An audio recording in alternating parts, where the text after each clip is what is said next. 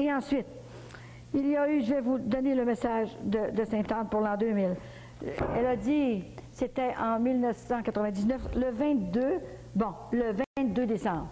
Alors j'étais chez moi et tout à coup, elle vient me parler. Elle a dit, viens t'en me voir à la basilique. J'ai un message pour l'an 2000 à te donner. Alors j'arrive à la basilique et vous savez que c'est la journée de Sainte-Anne, c'est le mercredi. Et je suis toujours organisée pour aller le mercredi à Sainte-Anne. Ça donne comme ça. Puis elle me parle, c'est sûr, hein? Quand je vais à Sainte-Anne, quand vous la voyez descendre, là, de la statue, puis qu'elle vient s'asseoir en avant, là.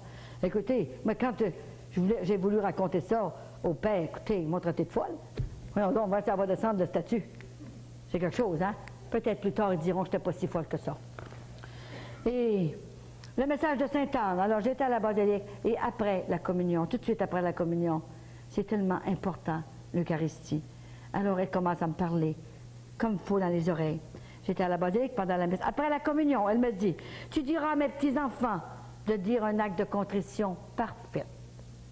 Pas n'importe comment, là, pas sur le bout des lèvres, avec le cœur. Un acte de contrition parfait complètement. Le Père ouvrira la porte par sa grande miséricorde. Il se perd beaucoup trop d'âmes qu'il a créées pour sa gloire. Elle a dit, nous prendrons tous les moyens pour aller chercher les enfants qui sont destinés pour le ciel et pour l'éternité. Elle a continué de dire que Jésus enverra de grandes surprises sur la terre, des bonnes et des moins bonnes. Les moins bonnes, je ne peux pas vous les dire. Mais je peux vous dire que ça s'en vient. Je peux seulement vous dire ça. Et demeurer en état de grâce, en amour, et aller chercher vos petits. C'est tout ce que je peux vous dire. De tous les moyens. Si ça ne fait pas par la parole, écrivez-leur. Écrivez-leur une lettre d'amour, que vous les aimez et que vous voulez les avoir au ciel et que l'éternité, c'est long. Le grand message de Sainte-Anne, je vais finir celui-là pour donner son grand message après. Il y aura beaucoup de morts par accident. Il n'y a jamais eu autant. Les enfants tuent les parents et les parents tuent les enfants, ça finit plus. Hein?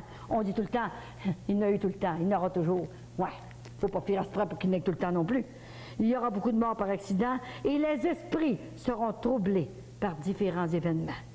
Alors, pour que vous n'ayez pas les esprits troublés, demeurez en état de prière, qui ne veut pas dire perdez l'équilibre, puis la prier tout le temps, là, sans slack, là. Hein. Faites votre devoir d'État. Votre devoir d'État avant, c'est votre famille et votre mari, ou votre femme. C'est ça, votre devoir d'État, à la maison, avant. Et ensuite, le temps qui vous reste, vous vous renfermez dans votre chambre et vous priez, ou vous allez dans les soirées de prière. C'est ça. Il faut être d'accord, tous les deux, pour prier, pour être ensemble. Il y aura beaucoup des événements seront troublés par différents événements. Par contre, il y aura des conversions profondes de personnalités importantes. Et dans cette semaine-là, on a entendu dire que Yacine a aussi été allé voir, il est allé faire avec les Aimants, faire un pèlerinage qui n'était jamais allé là. Voyez-vous, on l'a su dans la semaine après. Elle se présentera toujours dans l'humilité. Mais un jour, elle m'a dit, je la voyais tous les mois, d'ici il y a 2 ans, là. Elle a dit, maintenant tu n'as plus besoin de me voir tous les mois. Nous avons tout dit, la Vierge et elle. Nous avons tout dit. Maintenant, c'est à vous autres de vous convertir. Nous avons tout fait. Hein? Mais maintenant, je viendrai te voir 2 fois par année. À son anniversaire à elle, ça s'appelle le 26 juillet, et à mon anniversaire de naissance, le 25 août. Et j'aurai 70 ans le 25 août, et c'est comme si j'avais 20 ans. Vous voyez bien que c'est pas normal. Hein? Bon, grand-maman. Et son premier message à Maman Sainte-Anne, son grand message, là, elle a dit à mes petits-enfants que je veux reconduire mes petits-enfants dans le cœur du Père, par les commandements de Dieu. C'est ça, son message, son premier grand message, quand elle a commencé par venir me voir. Là. Bon, les commandements de Dieu. Elle a dit, c'est votre passeport pour le ciel, vous n'entrerez pas autrement. Alors, j'étais à genoux devant mon oratoire, et elle a appelé ça mon oratoire, à cause peut-être de l'oratoire Saint-Joseph. C'est une mission comme Saint-Joseph, exactement, comme le frère André, hein, exactement pareil. Il allait voir les malades aussi, puis il faisait la même chose. Hein. Et elle a dit, j'étais à genoux, et tout à coup, Vincent est avec moi aussi, et je pense qu'une fois, Charles était avec moi aussi, il était venu chez nous. Et elle m'a dit ça, tu vas dire à mes petits-enfants, qui placent les commandements de Dieu au mur. Moi, je pensais qu'elle voulait avoir un petit signet comme ça. Elle a dit, c'est pas ça que je veux. Elle a juste que donné la grandeur. 8 par 10. Elle est dans les détails, hein, pour qu'on les voit comme il faut. Et elle a expliqué, dis à mes petits-enfants de placer les commandements de Dieu au mur pour que les gens soient saisis par le cœur, qu'ils se convertissent et qu'ils retrouvent la paix, la joie, la sérénité, le goût de la prière. Les foyers qui placeront ces commandements au mur, vous les ferez comme vous voudrez, là, hein, au mur, sentiront une joie et une paix. Ils seront comme dans le vestibule du ciel. Jésus les récompensera. Si ce n'est dans cette vie, ce sera dans l'autre. Ces commandements sont votre passeport pour le ciel.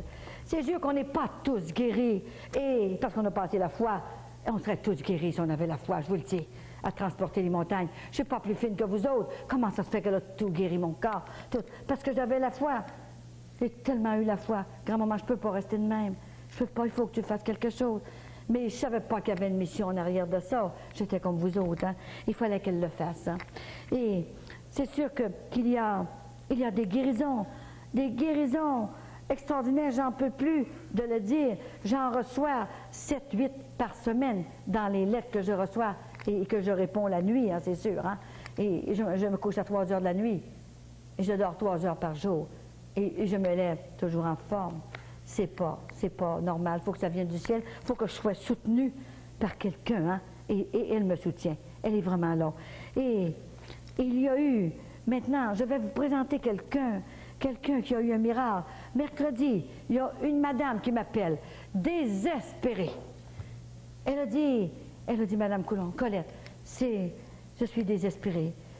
Mon mari va mourir. Et je ne voudrais pas qu'il mourrait tout de suite. Il serait-il possible de faire quelque chose? Voulez-vous demander à la bonne Sainte-Anne? Je crois à votre mission, mais je pense que j'y croirai encore plus si vous faites quelque chose. Colette, faites quelque chose. Comment je vais faire pour rester tout seul? J'ai des bons enfants, mais je ne peux pas toujours aller rester chez mes enfants. Et Jésus, il ne peut pas me laisser encore quelques années avec mon mari qui est si bon. Et nous avons encore des âmes à sauver. Il dit, il va mourir. Il est à l'hôpital. Mais j'ai dit, écoutez, là, madame, je vais prier. Jésus a dit, demandez, vous recevrez. Mais il y avait un qui n'a pas le dire. Il l'a dit. Il savait toujours bien qu'on allait demander tout le temps. On fait rien que ça. Mais est-ce qu'on loue comme il faut? Alors, j'ai dit, je vais aller me mettre devant mon oratoire chez nous. Puis je vais supplier grand-maman Sainte-Anne d'aller guérir votre mari. Et c'était le mercredi, la journée de Sainte-Anne. Et vous savez, il y a un magasin au ciel. Elle va lui poser des organes neufs, comme elle a fait avec moi. Alors, je vous dis qu'il va arriver quelque chose. Je ne sais pas quoi, mais il va arriver quelque chose. Parce que j'ai dit, grand-maman Sainte-Anne, après que je t'ai prié, qu'est-ce que tu vas faire à Québec? Tu rentres chez toi, grand-maman. Hey, il faut que tu fasses quelque chose. Alors, elle m'a répondu, laisse-moi faire, laisse-moi tout faire. Alors, c'est bien, je vais te laisser faire certains parce que moi, je n'ai pas grand-chose, je ne peux pas faire grand-chose. Alors, j'ai prié, j'ai senti comme tout un frisson en dedans de moi, là, tout le temps. Et là, j'ai dit à mon mari, j'ai dit, Vincent, il y a une madame qui va perdre son mari, je ne voudrais pas te perdre, moi. J'ai tellement besoin de toi. Pauvre petite madame, elle pourrait le garder encore quelques années du moins. J'ai sûr qu'on va tout partir un jour, il va falloir s'en aller. On ne peut pas rester avec la poignée de porte, pris là. Il va falloir s'en aller un jour, rentrer au ciel chez nous. Mais elle aurait voulu le garder encore quelque temps. Puis là, ben, elle est désespérée. Vincent, j'ai dit, on va commencer le chapelet pour ce monsieur-là. Bon, alors on a commencé le chapelet toutes les deux, et on était devant la statue de Sainte-Anne. Fais quelque chose, grand-maman. Tu me l'as promis. Fais quelque chose. Alors, je vais vous présenter la madame que son mari était mourant. Et Raymond, voilà. Viens-t'en. Viens, Yvonne, avec moi. À 2h30, samedi passé dans la nuit, mon mari est tombé malade. Tout d'un coup de même, il y avait des hémorragies. Maintenant, j'ai dit, tu vas monter à l'hôpital tout de suite parce que c'est pas normal. Il s'est rendu à l'hôpital et puis, rendu à l'hôpital, ça a été terrible. C'était épouvantable. Puis il a continué de même toute la semaine. Puis le médecin, moi, quand je suis allée voir le médecin, il m'a dit, il a un tumeur malign au rein, puis il lui reste seulement qu'un rein. Puis il dit, on ne peut pas rien faire, c'est impossible, c'est fini. Je me suis dit, écoutez un peu cet docteur Bélin. J'ai dit, vous, là, la médecine a ses limites, mais Dieu n'a pas ses limites. Je n'y crois pas, je n'étais pas prête à partir du tout. Lui non plus. Ça fait qu'il a dit, faites venir toute la famille. Vos enfants avertissez-les toutes, puis c'est une question d'heure. C'était vraiment une question d'heure. Oui, j'en peux plus. Fait que j'étais vraiment, vraiment pas prête. Là, les enfants sont tous arrivés. Les enfants, ils ont été 4 jours, continuellement, jour et nuit, tout près de lui, ils le veillaient. Le médecin a dit, c'est une question d'heure. Je ne peux pas vous dire plus, c'est une question d'heure.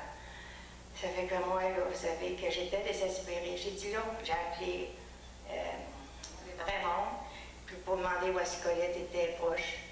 Fait que j'ai dit, elle dit, appelle Colette. Là, j'ai appelé Colette, j'ai tout compté ça, j'ai dit, c'est impossible, je ne peux pas passer par là. Impossible. Elle m'a dit, quand elle m'a dit, je vais demander à Saint-Onge, j'avais tellement confiance à Colette, je croyais tellement ce qu'elle disait, que ça m'a libérée, ça m'a fait du bien. J'ai dit, là, si Saint-Onge s'en occupe, ça va revenir. J'étais convaincue. Assez que les enfants me disaient, il essayait toujours de m'approcher de mon mari, que je lui parle des derniers moments, mais moi, ça ne marchait pas. J'arrivais et je lui disais toujours, tu vas revenir, tu vas guérir. Oui, oui. Il dit, jeudi, je vais être rendu avec toi, je vais être bien. Mais moi, là, j'étais comme un enfant, je croyais tout ça. Ça, c'était vrai. Ça fait que là, à un moment donné, je perdais un petit peu le courage, je pleurais, puis les enfants étaient toujours là. Ça fait que... La petite fille va vous en compter plus que ça. Là. Vous êtes la maman de combien d'enfants? 12. 12 enfants. Et mes enfants ont été présents pendant 4 jours, jour et nuit. Ils ont veillé le père continuellement, mais moi, je ne le savais pas. Ils me cachaient tout sur haut, puis ils ont tout fait ça en silence. Mais elle va vous en compter plus que moi. J'aimerais que vous disiez, dans la salle de bain, votre prière, je montais vers le ciel. Là, tu sais, là, je me disais, je me cachais les enfants un petit peu parce qu'il y avait tellement de peine, ces enfants-là. Je me disais, Papa, bon Dieu, là, Raymond m'a toujours dit qu'elle appelait Papa, bon Dieu, mais moi, là, je pensais que ça je manquais de respect en lui disant ça. Mais j'ai dit, si Raymond t'appelle Papa, bon Dieu, moi aussi, je peux t'appeler Papa, bon Dieu, mais ça, je me sens plus proche de toi. J'ai dit, écoute un peu, je vais te compter toute ma vie. Comme s'il n'avait pas su ma vie, comme s'il n'avait pas cru. J'ai élevé une famille de 12 enfants, puis ça n'a pas été facile. Puis j'ai jamais eu ben du plaisir, puis de sortir tout ça, j'étais renfermée à élever mes enfants. Puis mon mari, ben, il travaillait bien fort. Puis là, j'ai dit, écoute, ben où tu penses que je vais placer ma foi aujourd'hui, là? J'ai toujours eu confiance en toi. On a prié toutes les deux énormément. Nous autres, chez nous, c'était 4 heures de prière par jour, mon mari et moi, à bord de la messe. Ça, c'est régulier. Puis j'ai dit, maintenant, j'ai dit que notre famille est élevée, puis ils sont tous en bonne santé, puis qu'on a des très bons enfants autour de nous autres, ils sont toujours présents, ils sont remplis d'amour. J'ai dit, tu vas venir enlever mon mari. Tu vas faire maintenant ma foi, où tu penses que je vais la placer?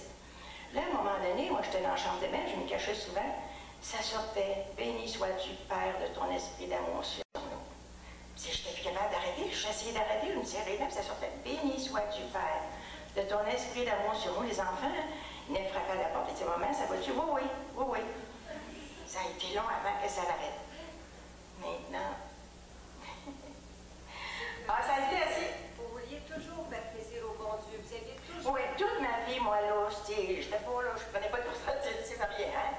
Je n'avais pas tous les ans. Ça, tous les ans, j'avais un enfant, puis c'est pas parce que c'était facile, là. Je me disais, j'étais pas capable de rien faire de mal. C'était, me semble que c'était...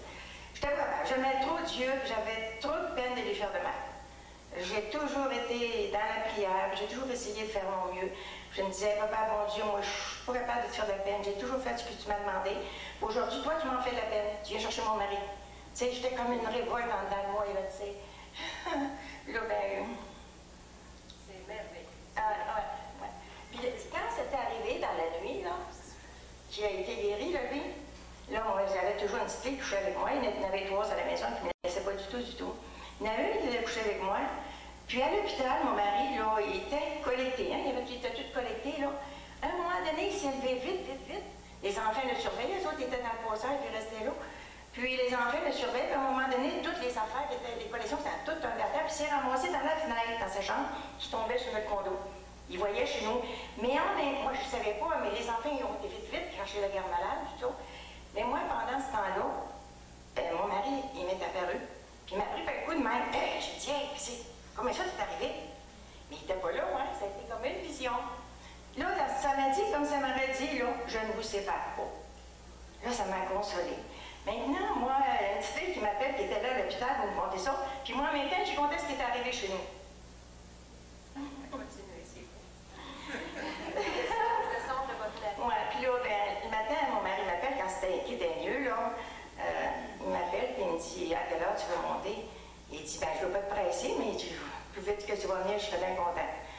prends le temps de prendre ton déjeuner, puis après tu monteras. Ben, j'ai dit, ça sera pas bien, bien long. Et tu vas me coucher sur mon lit en attendant, puis je vais t'attendre. Il s'est couché sur son lit, puis il y a eu un songe. Les enfants, ils avaient apporté 2 beaux bouquets, 2 belles plantes, là. Puis il y avait une plante dans les mains, puis il était dans la lumière, puis il promenait cette plante-là, puis la Vierge était sur la plante et moi aussi. Tous les deux, on était tous les deux sur la plante, la Vierge, puis moi. Puis mon mari nous promenait, puis c'était dans la lumière. Puis à un moment donné, les enfants se rajoutaient un à l'autre.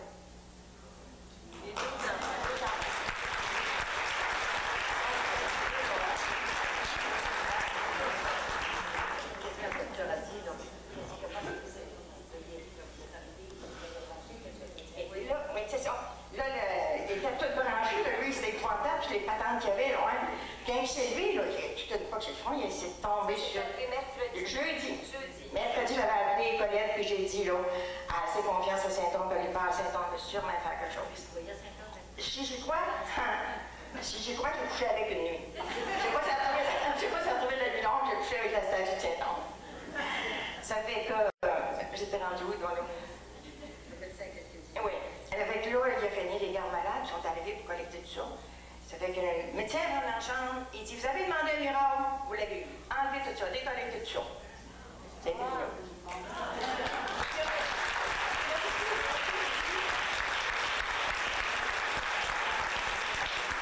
Le médecin, l'année passée, il voulait l'opérer pour son rein.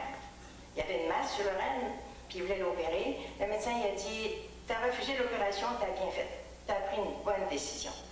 Puis ce matin, il est revenu, le médecin lui dit, là, t'as plus rien, ton rein est mieux qu'il n'a jamais été. Tout ton système, il dit, on comprend plus rien, on n'essaie pas de comprendre, tu vas comprendre. Plus rien. Tout est parfait. Il est venu déjà, le médecin, il avait dit, c'est une question d'heure. On va vous en parler un petit peu, là. C'est une question d'heure. Parlez-en un petit peu, là. Et ça, ils ont tout suivi ça, le minute comme ça s'est passé à l'hôpital Laval. Oui. Laval, oui. Ben, tout ce que je peux dire, c'est que c'est vrai. Je ne suis pas une personne qui avait beaucoup la foi. Je respecte beaucoup mes parents.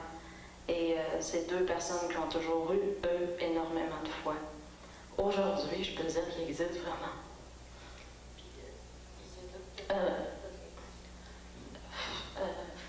Tant que j'ai appelé le matin, ma mère n'était pas au courant, elle était à la maison. J'ai même pas demandé comment mon père allait, parce que la veille, on l'avait laissé et ça allait pas si pire.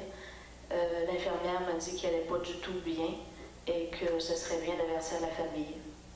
Alors, j'ai appelé mes sœurs pour leur dire ça. Eux, pensant que c'est parce que j'étais émotive sur le moment, ont rappelé à l'hôpital et ont eu la même version des choses. Alors, ils ont monté. Toute la famille a monté. On a rencontré le médecin seul, sans ma mère, pour ne pas lui en mettre davantage que ce qu'elle avait sur les épaules. Et le médecin nous a dit, dans ses mots, que c'était sûrement qu'il s'endormirait dans son sommeil. Alors, on s'est fait une petite horaire pour le veiller jour et nuit. Et à chaque moment, je me disais, avoir autant la foi comme eux l'ont eu, je ne comprends pas vraiment. Quand tu es à côté de ton père et que tu vois souffrir ta mère, tu te dis pourquoi ne pas venir les chercher ensemble, tant qu'à venir les chercher un après l'autre, étant donné la cruauté du geste. Et le matin, quand mon père s'est cogné la nuit, nous on était à l'hôpital tandis que j'ai 3 de mes sœurs qui étaient avec ma mère. L'événement qu'elle vous a conté tout à l'heure durant la nuit, en se recouchant dans mon lit, parce que mon père s'était fait une poque et il saignait, il nous a dit le lendemain matin, je sais qu'il va se passer quelque chose aujourd'hui, je ne sais pas quoi, là, nous on lui a demandé, papa, c'est-tu positif, c'est-tu négatif, parce que nous on savait que c'était sur la fin, il nous avait dit que c'était les heures humides.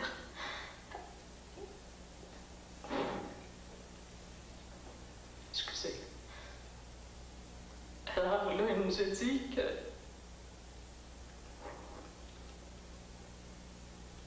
il nous a dit qu'il allait se passer quelque chose. Et il nous a dit, j'ai dit, est-ce que c'est positif ou c'est négatif, papa? Et il nous a répondu, je ne le sais pas. Et nous, sachant fort bien que depuis le début, il nous disait que jeudi, il serait à la maison, on se disait, jeudi, c'est fini. Parce qu'il n'y avait plus d'espoir, là, c'était fini. Et là, jeudi matin, quand on était tous dans le passage, on attendait que la veille, ses amis à maman étaient venus et on avait parlé de faire venir le prêtre pour les derniers sacrements. Et ce matin-là, le prêtre était supposé de venir. Juste avant que le prêtre arrive, le médecin il s'en venait pour donner les informations parce que papa il était rendu à la morphine par intraveineuse au besoin. Il avait dit que de ne pas le laisser souffrir si on demandait de lui en donner. Et ce matin-là, quand on a vu le médecin arriver, nous, on était sûrs parce qu'il nous avait dit depuis lundi, depuis qu'il était à l'hôpital, son rein baissait, il fonctionnait à 10%. Il a descendu jusqu'à 6%. Et là, il nous avait fait comprendre que, si le rein continuait à baisser, il n'y avait plus d'espoir. Et le médecin, quand on a vu arriver le médecin mercredi matin, jeudi matin, c'est-à-dire, nous, on était sûrs, on était dans le corridor, 4, les autres étaient sur le balcon, et les autres étaient chez maman. Et on était sûrs qu'il venait lui annoncer une mauvaise nouvelle.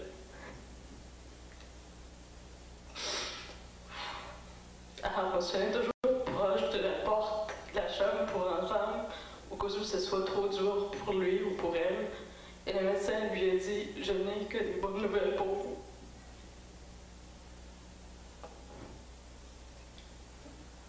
Il lui a dit que le sang était correct, qu'il n'y avait plus de cailloux, que tout était parfait, qu'il le débrancherait cette journée-là et qu'il recommencerait à manger normalement. Alors, nous, sur l'excitation, j'ai tout de suite appelé mes autres sœurs qui étaient avec maman pour leur dire. Et là, mes autres sœurs, j'avais une de mes sœurs qui ne croyait pas, sachant fort bien la peine que ça faisait à maman, elle ne voulait pas qu'on lui annonce des choses qui pouvaient être pas vraies, puis que ça lui refasse plus de peine encore. Alors, je pense qu'on ne peut pas aller plus bas, là. Les funérailles étaient préparées, on en avait jasé les enfants ensemble, il n'y avait plus d'espoir. C'était impossible, même le médecin le disait, là, arrêtez de vous faire des illusions, c'est fini, c'est une question d'air, et chaque fois qu'il lui donnait de la morphine, on était sûr que ça n'irait plus. Et je crois que c'est là que tu sais ce que valent tes parents.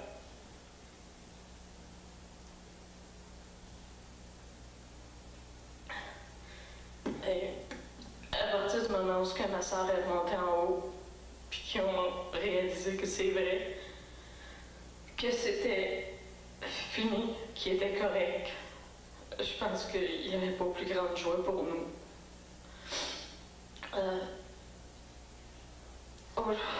On s'est mis, en descendant, quand on a vu ça, on a rencontré madame la pastorale de l'ascenseur qui avait tout par hasard un hostie dans les poches. Et elle est venue dans la chambre, nous donner chacun un hostie, on s'est mis à genoux et on a reçu la Sainte Communion. Après ça, ben, je peux vous dire qu'on a fêté. Et que je suis sûre, à quelque part, que je choisis moi ce soir pour être là qui ne voudrait pas être là. Il m'a choisi parce que probablement j'étais celle qui avait le moins de foi dans cette famille-là. Non, je devais travailler, j'étais heureuse de travailler. Et là, maintenant, je suis sûre qu'il est là. Et si j'ai une chose à lui dire, c'est merci de nous l'avoir laissé.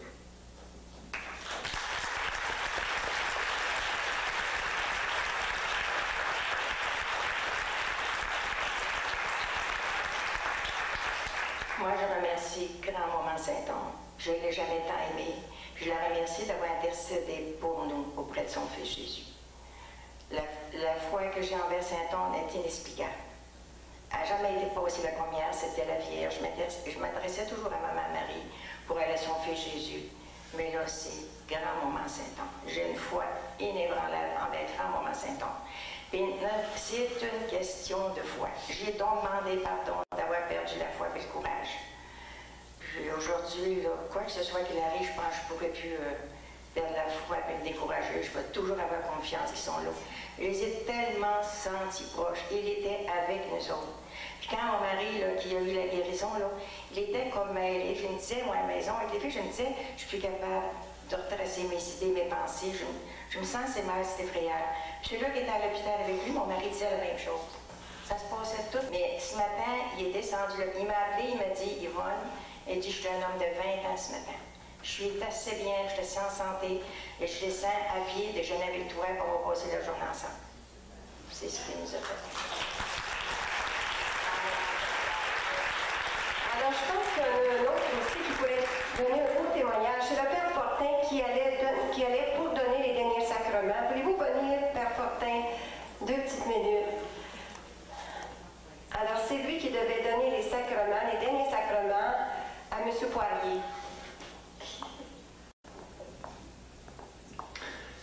Mercredi après-midi, j'étais magasiné avec Lorraine. Et en arrivant à la maison vers 4h30, j'avais un petit billet pour dire que quelqu'un avait téléphoné. C'était une amie d'Yvonne. Je ne savais pas ce que c'était, alors je l'ai appelé. J'ai pu l'avoir simplement à l'heure du souper à 6h. Il dit, là, j'ai pas le temps maintenant. Il dit, il faut aller voir M. Poirier, qui est mourant à l'hôpital, puis il voudrait vous voir pour donner les sacrements et tout ça. Puis moi, j'avais un scénaire à ce moment-là, alors je ne pouvais pas y aller. Alors, le lendemain matin, il me proposait j'avais mon programme, il devait aller voir ma soeur. Je ne vais pas très souvent au lac de chemin. Alors, je me disais qu'il fallait aller au lac de chemin. En revenant le soir, j'irai là le voir. Ça fait jeudi, ça. Maintenant, j'ai eu encore un téléphone le matin à 8h de Mme Noro. Et puis, il dit, ben, il est bien mal, là, puis c'est juste une question d'heure, ça peut-être mieux de lui donner les sacrements maintenant, il voudrait vous voir. Alors, comme quand on travaille en paroisse, on a tout ce qu'il faut pour les derniers sacrements et tout ça, il fallait que je cherche un petit peu dans la sacristie, ça ferait un petit peu de temps. Et puis, j'avais, pour avoir de l'huile et tout ça, on n'est pas dans le ministère normalement. Alors, ça prenait le temps, j'ai trouvé tout ce qu'il fallait. Puis j'ai pensé que je pourrais bien lui apporter la communion. Alors, puis je suis parti. En allant voir ma soeur, j'arrête à l'hôpital. Puis je vais voir, ça m'a pris un petit peu de temps pour trouver la place. Puis en arrivant, il y a quelqu'un qui me dit, une petite fille, je ne sais pas laquelle, il dit, viens-tu pour monsieur Poirier? Je dis, oui. Puis en entrant là, il dit, tout le monde, il était 3 ou 4, là, tout le monde dit, tout va très bien maintenant, j'ai des bonnes nouvelles. Mais je ne savais pas du tout ce qu'ils ont raconté. Là. Je n'avais absolument aucune idée de ce qui s'était passé. Alors, je ne voulais pas refaire de lui donner les derniers sacrements. Il n'est pas encore prêt pour ça. Alors, c'est simplement ça pour confirmer ce qu'ils ont dit. Ensuite, ils ont dit, mais il faut attendre, vous ne pouvez pas attendre 5 minutes, on va faire venir maman. Alors, puis M. Poirier parlait très bien, alors que ses amis, la veille au soir, disaient qu'il avait beaucoup de difficultés à parler, parce qu'il n'y avait plus de force. Alors, c'est ça. Alors, c'est formidable ce qui est arrivé, puis je suis content d'avoir entendu tout ce témoignage-là, parce que je n'étais pas du tout au courant de ce qui se passait. Je voyais bien qu'il était très bien. Je savais que l'an passé, il avait été guéri. Alors, j'ai dit, ça doit être une autre guérison. Alors, voilà. Merci, maman Saint-Anne. Alors, pour rendre grâce, et puis ceux qui voudront entendre peut-être monsieur et madame Poirier à notre Cénacle du 3e jeudi du mois, probablement que monsieur Poirier sera là, hein, parce que quand le Seigneur accomplit des guérisons comme il l'a fait, c'est qu'il veut qu'on témoigne de ses merveilles. Alors, je vous invite à l'église Sainte-Geneviève. Alors, moi, là, c'est dans la foi que je fais ça. Alors, la date, je n'ai pas regardé la date. En tout cas, c'est le 3e jeudi du mois de juillet. Ah, mais Madame Poirier, où est-elle, là? Est-ce que vous acceptez de venir témoigner? Bon, elle dit un beau oui. Puis là, M. Poirier sera là, hein, sûrement. Elle avait miraculé. Alors, on va rendre grâce au bon Dieu pour notre prophète Colette, ce petit instrument que le bon Dieu a choisi dans notre beau diocèse de Québec. On va lui rendre grâce, on va remercier le ciel pour l'intervention, l'intercession de Sainte Anne. Et ce soir, comme on n'a pas Colette souvent, et elle fêtera aussi son 70e anniversaire à Montréal. Les gens de Montréal ont pensé de fêter Colette, et nous à Québec. Mais on a une petite pensée pour elle ce soir. On a un petit chant qu'on a préparé pour Colette, d'abord pour ses 10 ans de mission. Et demain, ce sera justement le 3e anniversaire de la sortie, même plus que ça, en 94, que Sainte Anne est sortie, on peut dire, de la basilique pour venir guérir ses petits-enfants. Alors, en hommage à Colette ce soir, oui, alors, on va lui présenter une petite gerbe de fleurs et un chant qui a été composé par Ginette et accompagné par Louise. Alors, un grand merci, Colette, pour l'amour que tu as pour chacun de nous, chacun des enfants. Tu es la représentante de Sainte Anne.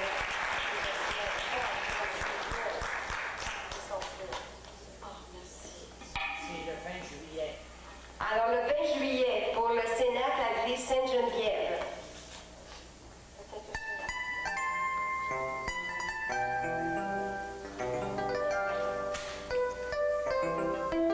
Ça veut dire un prophète, ça veut dire tant de choses.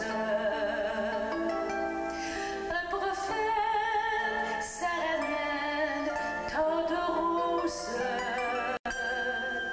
Dans la joie, la vérité est donnée aux héritiers.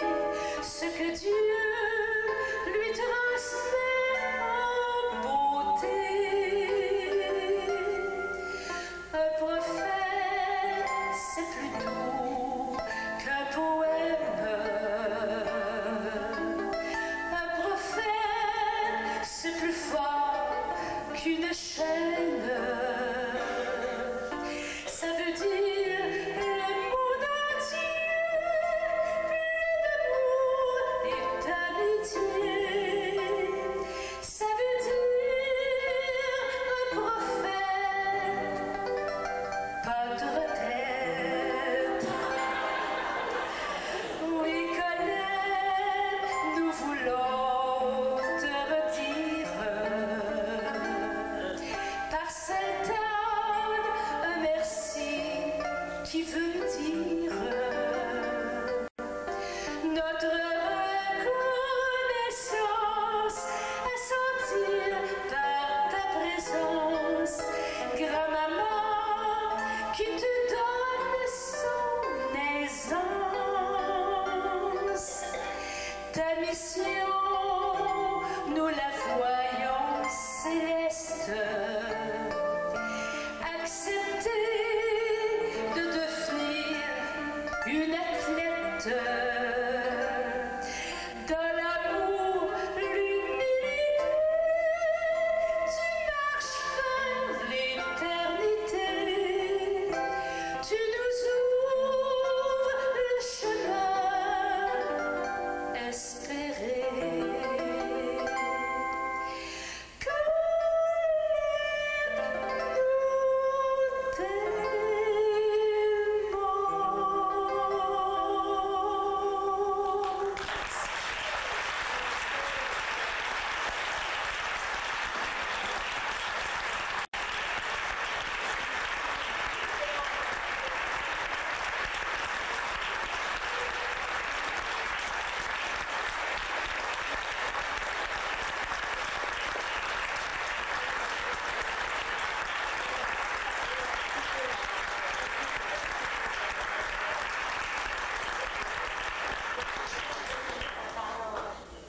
Asseyez-vous quelques minutes, ça ne sera pas long.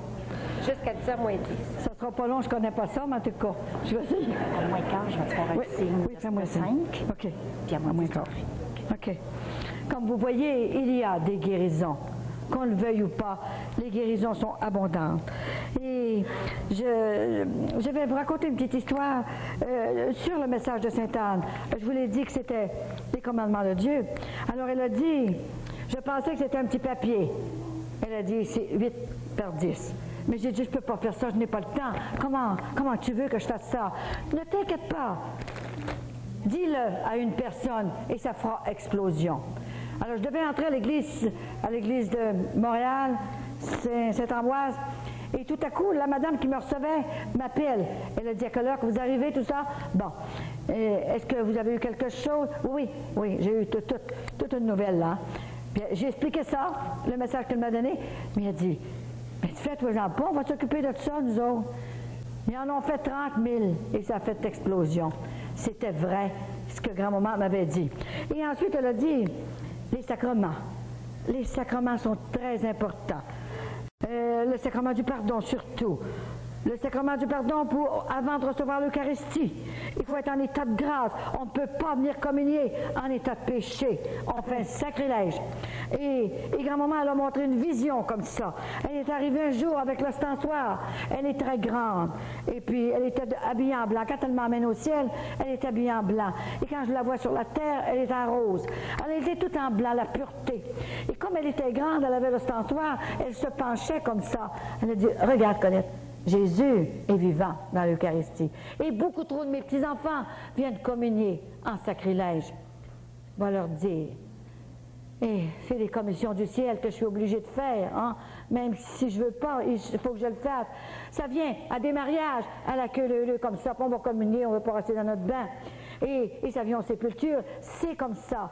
L'Église, les gens ne savent plus rien. Il faut recommencer au début.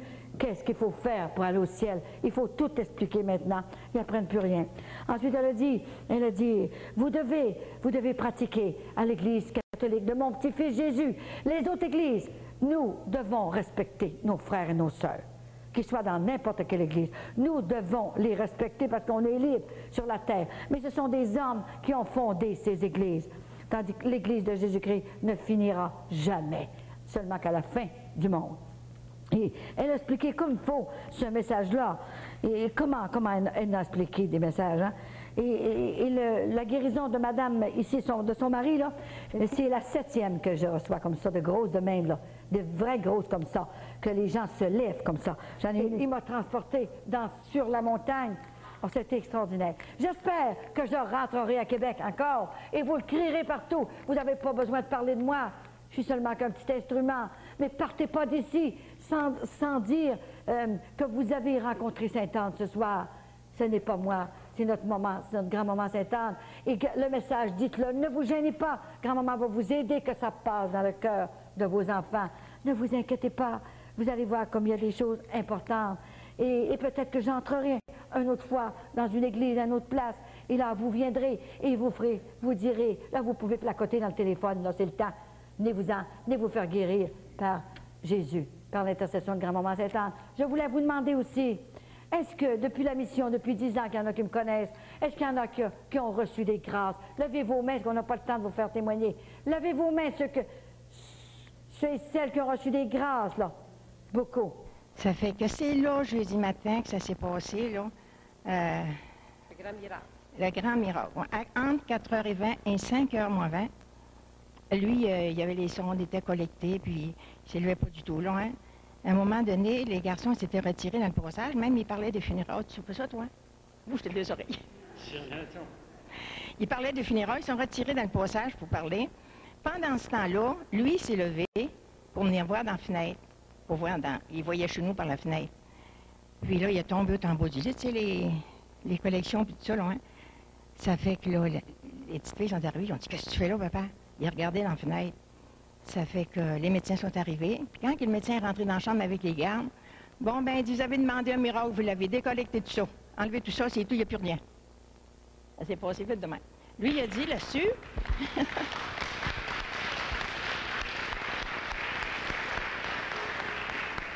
Mais moi, quand j'ai appelé Colette, après j'ai appelé Colette, j'ai rencontré le médecin, là, avec les enfants. Juste une fois, je l'ai vu, après ça, je ne voulais plus le voir. J'ai dit, menteur, ça n'a pas d'allure. Il dit, j'ai bien beau faire mon possible, mais il dit, il n'y a plus rien à faire. J'ai dit, vous avez vos limites. La médecine a ses limites, mais Dieu n'a pas de limites. Puis Dieu va faire ce qu'il a à faire, c'est tout. Ah, elle dit, avec tout ce qu'il y a aux alentours de vous, si vous croyez, ça reste de même. Il a fini par croire que c'est un miracle. La foi transporte les montagnes. La foi transporte les montagnes, c'est vrai. Mais je me suis révoltée, par exemple, un petit peu, hein. Je me suis révoltée après Dieu un petit peu. Là, j'ai dit, hey, écoute un peu, papa, bon Dieu, là. Ça comprend. Oui, hein. J'ai dit, papa, bon Dieu, écoute un peu, là. Moi, dans ma vie, là, ça n'a pas toujours été facile, hein. Je n'ai jamais refusé un enfant, puis c'était pas toujours facile, dans les temps qu'on vivait. Mais j'ai dit, tu t'aimes pas ça quand les couples se séparent? Moi, je ne me suis pas séparée, moi. Aujourd'hui, tu es en train de nous séparer. C'est quoi cette affaire-là, cela? Où tu prends? Je vais placer ma foi, moi, là. J'ai vécu dans ma vie des choses difficiles. Élever 12 enfants, c'est quelque chose, hein? Puis j'ai dit, j'ai toujours resté avec mon mari, moi, puis je n'ai toujours eu soin de mon mari. Ça fait 59 ans quand j'en ai soin. Puis aujourd'hui, tu es prête à nous chercher et nous séparer. Ah, ben, j'ai dit, là, moi, la foi, si tu penses que je vais la placer, la foi, là. Là, dans mon cœur, tout de suite, ça disait, là, béni sois-tu, Père, de ton esprit d'amour sur nous. Puis ça l'arrêtait pas. Puis pendant que ça s'est passé à l'hôpital, là, le matin, pendant qu'il a tombé, là, il est venu dans la fenêtre, moi, j'étais couchée avec ma fille dans ma chambre. Puis Réjeanne était couchée à la place de son père, moi, j'étais couchée à ma place. Soudainement, je l'ai vu. Hein? J'ai fait ça de même, ça a réveillé Réjeanne. Puis dans ça, là, c'est comme ça m'a dit, je ne vous sépare pas. C'est là que c'est arrivé, en même temps, à l'hôpital. Grâce à Colette qui a boosté Saint-Onge. Ben oui, il est correct, il a l'air en santé, gars. Hein? Il a des belles couleurs, il a l'air en santé. Il est capable, comme il n'a jamais été. Ben oui, mettez-vous là un petit peu. Là, ben oui. Au moins, vous dites que vous êtes content. Hein? Je suis très content, mais bien surpris. Je suis bien surpris parce que ce que Yvonne vient de vous raconter, disons que moi j'ai entendu, hein, je vais vous le dire au tout début pour vous rassurer, là, même si ça parlait assez fort, j'ai perdu un petit peu ce qu'elle m'a dit. Si je n'avais pas eu su un petit peu à l'hôpital, là, ça ne raconte pas grand-chose. Mais c'est pas mal fort. Moi, là, disons que la foi, là, je voudrais bien que vous en aurez toutes comme moi, juste comme moi. Vous en aurez assez. Moi, je trouve que j'en ai assez parce que, d'ailleurs, on a des preuves. Même si je dis à quelqu'un, moi, va-t'en dehors, il va dire, je m'en irai quand je voudrais. C'est pas ma foi qui va le faire sortir dehors. C'est que c'est le Seigneur qui va le faire. Ça fait que le Seigneur, il peut tout, même, tu n'es plus là, puis il est encore là. Imagine-toi donc. Ça fait que moi, je suis rentré à l'hôpital les journées, demandez-moi les plus, je ne laissais pas une après l'autre, là. Mais quand je suis rentré à l'hôpital, j'avais déjà eu 2 hémorragies chez nous, là. Et il y a moi qui le sais, puis...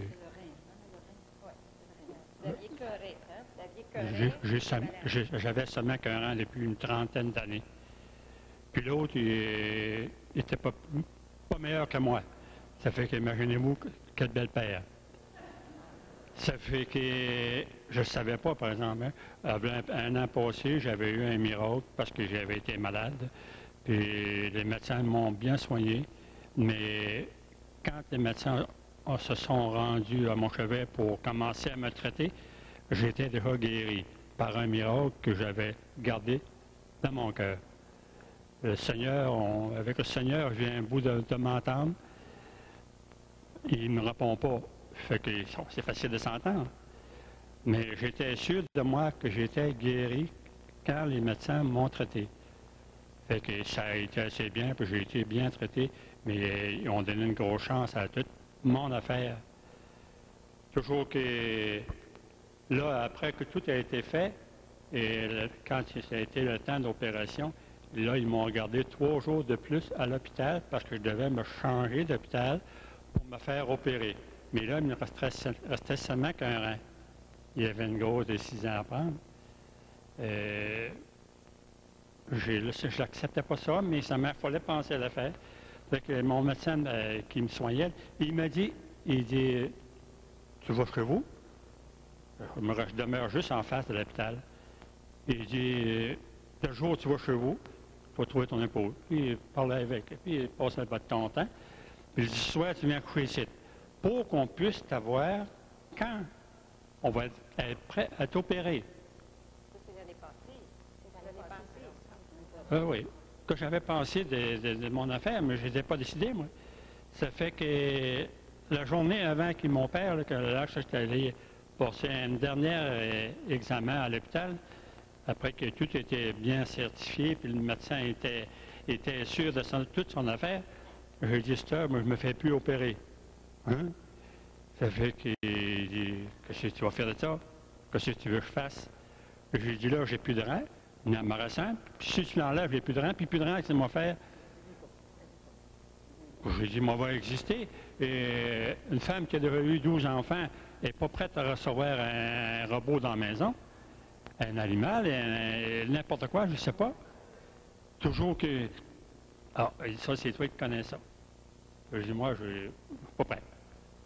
Mais j'ai jamais dit, il ne savait pas que j'avais été guéri. Disons que ça a été pour le temps que ça a été guéri, parce qu'il ne pouvait pas... il aurait fallu qu'il y aurait tout un job. Faire ça pour un jeune, ça peut faire, mais pour un homme de mon âge, j'ai dit, ça va passer pareil. Oui. Toujours que... Là, je suis allé chez nous. J'étais un an, même. Ça allait bien. Dans un an, là, on ne pense plus rien. Quand je suis parti chez nous, pour m'en aller à l'hôpital, j'avais eu 2 hémorragies, que je lui avais pas dit. La 3e, par exemple, ça, j'ai été obligé de lui dire. Hein. Toujours que là, j'ai arrivé à l'hôpital, puis quand je suis arrivé à l'hôpital, là, c'était le temps. C'était le temps, et en arrivant sur la table, ils m'ont couché sur mon lit, là, puis la civière, là, puis le médecin est arrivé. C'est pareil comme si ça avait été commandé, cette affaire-là. Là. Mais je ne savais pas ça, là. Oui, mais savez-vous ce que j'avais commandé, moi, là? Quand, après le téléphone, je suis allée voir grand-maman. Oui, je suis allée voir grand-maman après le téléphone. Et tout à coup, j'ai dit, grand-maman, il faudrait que tu ferais comme tu as fait pour moi, quand tu es venu m'opérer pour mon cancer. J'avais le cancer aussi, c'est pour ça que je comprenais tout ça, là. J'étais finie, moi, aussi. Les grosses bosses partout, le cancer. Et j'ai dit, elle est venue m'opérer chez moi. Il y en a qui le savent, j'ai déjà raconté. Elle est venue m'opérer pendant la nuit chez moi. Et j'ai pas eu de coupure, ça n'a pas fait mal. Et le lendemain, je me suis relevée. J'étais complètement guérie du cancer. J'ai dit, est-ce que tu pourrais faire ça pour M. Poirier? Je n'avais même pas son nom. Pourrais-tu faire ça pour le mari de la madame Yvonne qui m'a appelé? Elle était désespérée, là. Puis c'est ta journée, mercredi. Parle-en donc, Jésus. C'est lui qui fait les miracles. Et je pense que elle en a parlé à Jésus, parce qu'il est bien vivant avec nous autres. Le médecin lui a dit même, il a pris la bonne décision l'année passée pour te faire opérer. Oui, il avait pris la bonne décision. Tout était guéri. Ça fait que... Oui. Là, on peut rendre grâce à Dieu.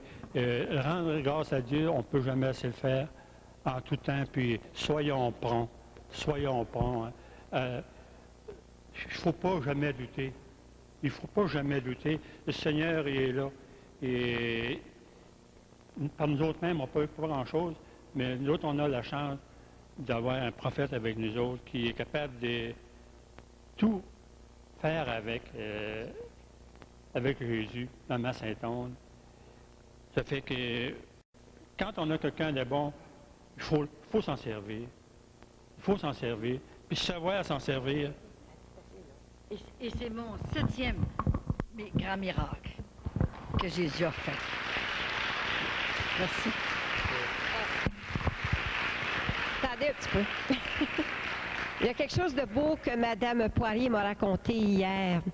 C'était leur 59e anniversaire de mariage, le 11 juillet. C'était après la guérison. Alors, qu'est-ce qui est arrivé, Mme Poirier? Votre mari, qu'est-ce qu'il vous a offert? Oui. Là, c'était ça. Il est sorti de l'hôpital, il dit là, notre anniversaire de mariage, il dit, on est allé souper d'un grand restaurant. Moi, ça me coûtait un petit peu, mais c'est un anniversaire, puis il faut fêter ça. On est allé fêter notre anniversaire, notre 59e anniversaire, au restaurant. Vous allez fêter votre 60e? Non, c'est ça. Alors, on va remercier Jésus parce que c'est lui qui fait les miracles. Et vous savez, nous autres, on ne peut rien, on n'a pas aucune puissance, mais on sait qu'il nous aime. Et c'est merveilleux comme grand-maman nous écoute quand on sait comment lui parler. Essayez de lui parler, vous allez voir. Moi, je vais lui parler pour vous autres aussi. Alors, merci beaucoup, Colette, et merci à vous tous qui avez été au grand rendez-vous de Maman Marie, de Grand-Maman Sainte-Anne. Aussi présent que quand il était sur la terre. Et je loue le Seigneur car c'est avec beaucoup de respect que vous vous avancez vers lui. Et Jésus, dans sa bonté, dans sa tendresse, vous accueille, vous impose les mains. Je vous invite, laissez faire tout ce qui est autour de vous. Parlez-lui. Et si vous ne pouvez pas lui parler, laissez-vous aimer par lui. Ne faites que le regarder. Et laissez-vous aussi regarder.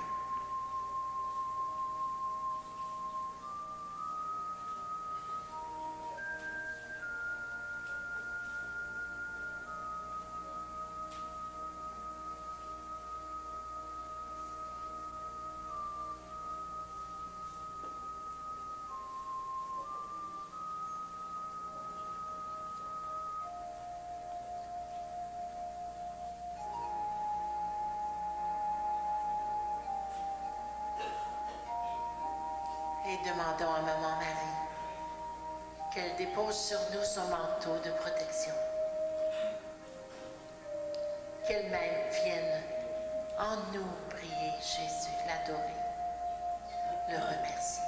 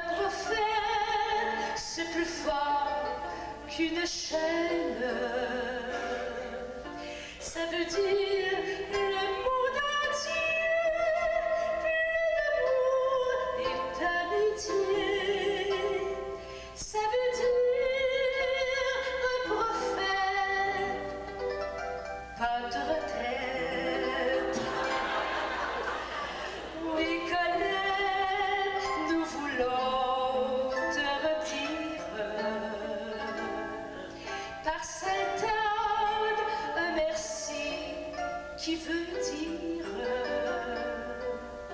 notre reconnaissance à sentir par ta présence, grand-maman, qui te donne son aisance. Ta mission, nous la voyons céleste. Accepter de devenir une athlète.